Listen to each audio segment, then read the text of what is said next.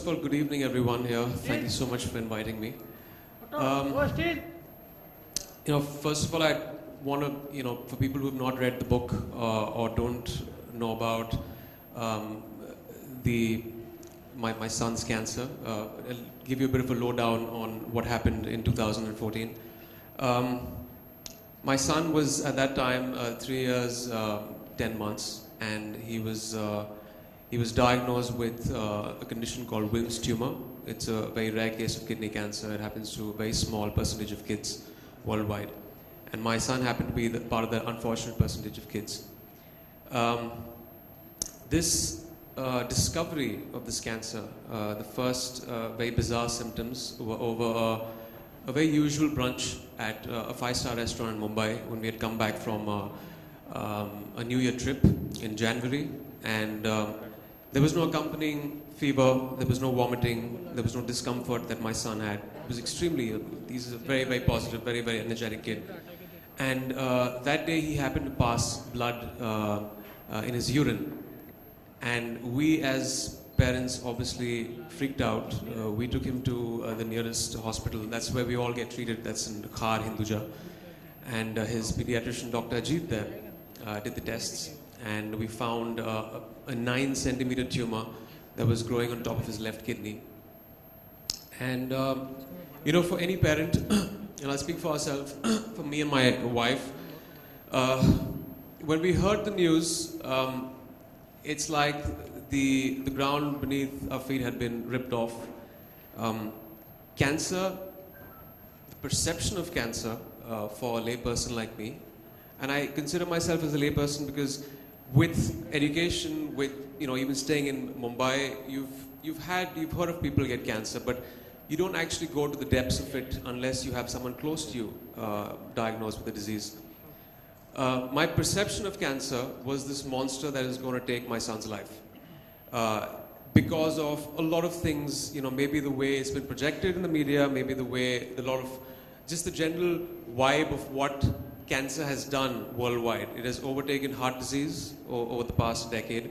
It's very prevalent in our country, in rural and because of urbanization in most of the places. And you're constantly hearing about deaths related to cancer. And that was my, prime fear at that point of time, that this is going to take my son's life. The perception changed when I started informing myself, when I started reading up a lot about cancer and demystifying a lot of things about this dreaded disease. I realized that 70 to almost 95%, in my son's case, the prognosis is extremely good. Wilms tumor has one of the best prognosis as far as cancer goes. It's highly treatable, and that was very heartening for me to know. But there was a revelation that happened over the course of 2 months after reading. So I had an agonizing 2 months. And, but still, there's no way of encompassing that in words or trying to explain what a parent goes through. It's worse than being confronted with your own mortality, hearing that your 3-year-old son has got cancer. And our lives have changed ever since. We've started living a very new kind of normal. You make peace with the cancer in a way. It's this factor in the house. It's there in conversations that wasn't there. You can't wish it away. And your perception changes. And then you have to fight the good fight against this disease and make sure you don't let it get the better of you or your family. And that's exactly what we did. Yeah, Emraan, and I think I just read through the book, and you have constantly mentioned a positive message there. I mean, Superman... we use the analogy of superheroes in the book. So I think, do you wish that in some ways the media should, or the general public, should have more positive news coming out? Because as I always tell my patients, a lot of times, people proudly say that I've got an angioplasty done at a 7-star hospital. But nobody says that I've got cancer treated at an XYZ place. So do you think that kind of positive news should come out? More people I just I just wish positive news sold as much as bad news is. That's the unfortunate part. But yes, I mean, there's also projections in the media that bring about positive effects of cancer, but there's no running away from the fact that it is the major killer worldwide today. So there is this dread that, there is this underlying feeling that what if, and another reason is when you have something like a diabetes or a heart, you deal with it. You have terms that you are constantly have been thrown towards you, which is 5-year survival. Your fight doesn't end after your chemotherapy or radiation. It is another psychological problem you go through for 5 years. We're still dealing with it. My son is on 2.5 years now, which is he's out of the red right now. But there are a lot of factors with cancer that actually add up the fear syndrome that we all have when we hear about cancer. So Manoj, I think that's a message that probably I think we should carry, that media needs some good news as well as bad news. Media doesn't look at news as good news or bad news. Media looks at news as news. So it's a very subjective thing. One day, I would hope that we have some of these physicians here today, because this is a great forum as well, right? We've been here all day discussing on colorectal. What a family goes through when a person in the family is diagnosed with cancer. So what do you think is this impact on the life of a family once a cancer is diagnosed, as regards the cost, as regards the anxiety? How does the healthcare worker sort of reduce this? What would you like to see the healthcare worker doing to reduce this? Well, first of all, I'd like to speak personally about our experience and the psychological impact. As parents, you go through a variety of emotions, ranging from anger, guilt, sadness. Guilt because, at that age, you're making most of the choices for your kid, and you feel that maybe it's something that you did wrong. Maybe you fed the kid something wrong. There was something wrong with the nutrition. And that has a very, very deep psychological impact. That had a deep impact on us. When we heard the news, obviously it was the worst part.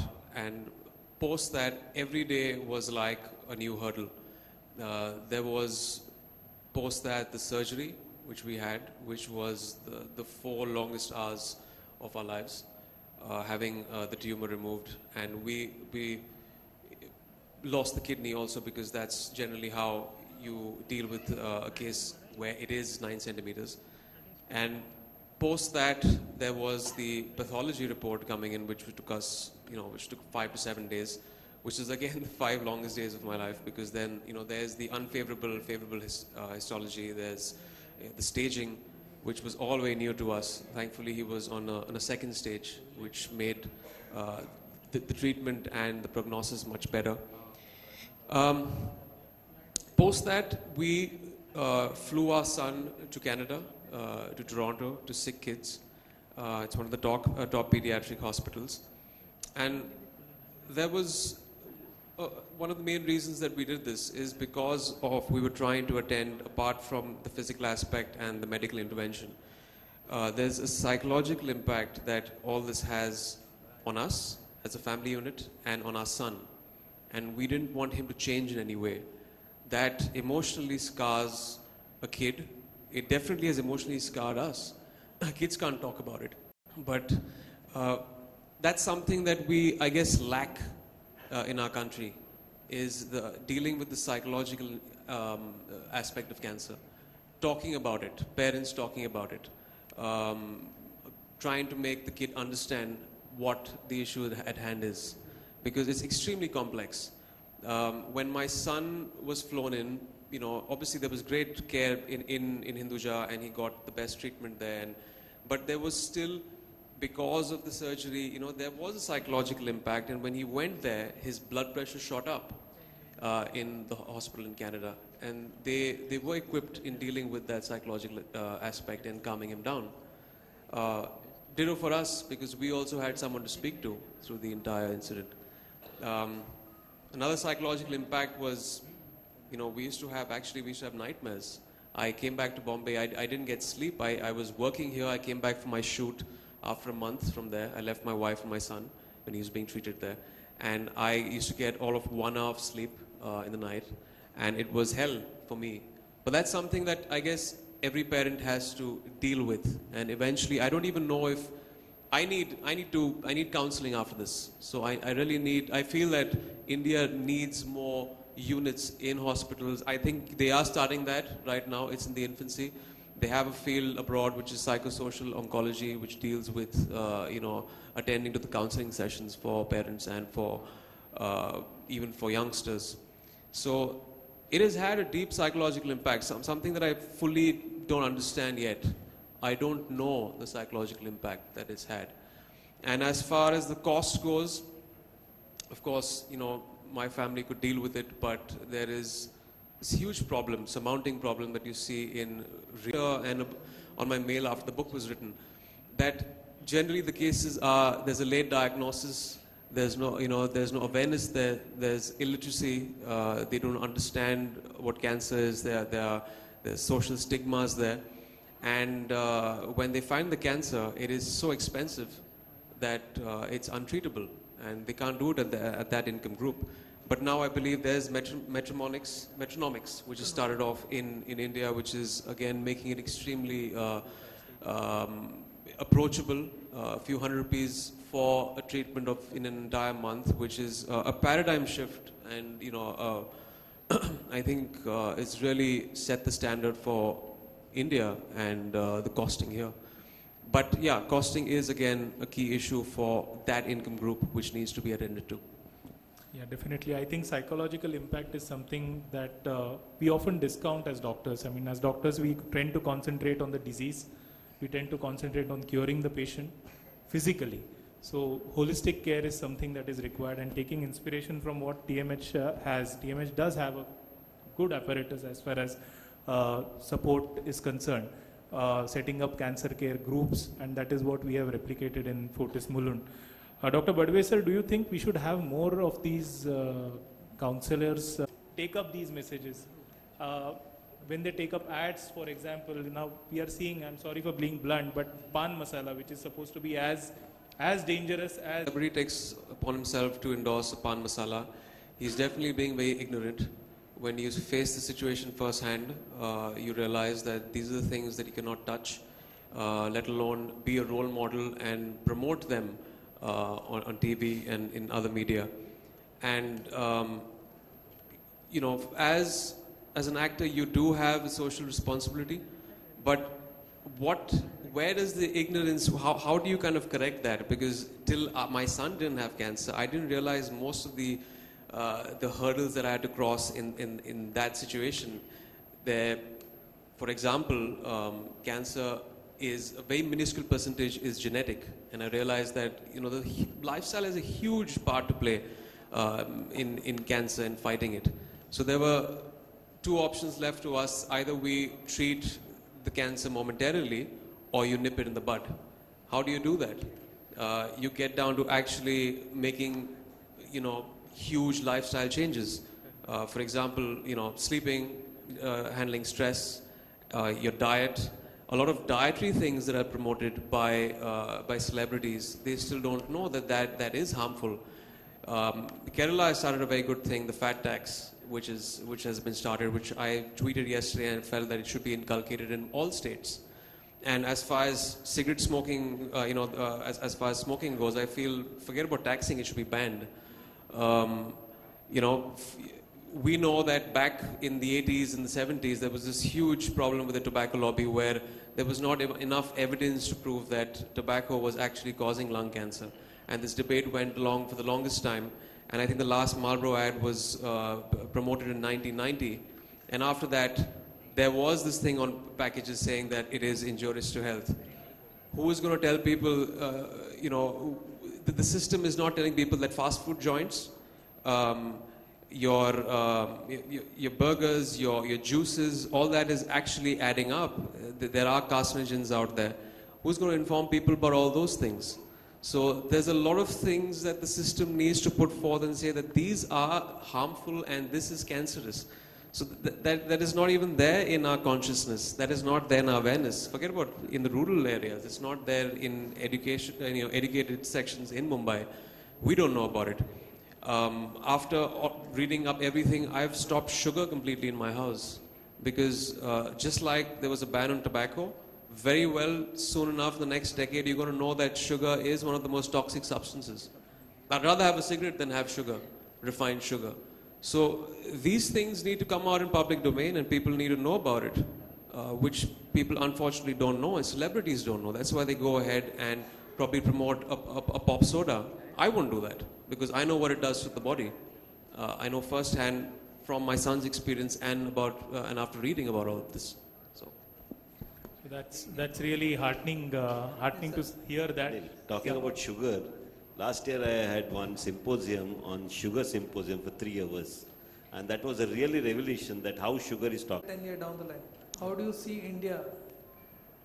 well, first of all, I wish and hope there are more pediatric facilities here, because as far as when we had researched when my son was being treated, there's a dearth of pediatric doctors in India.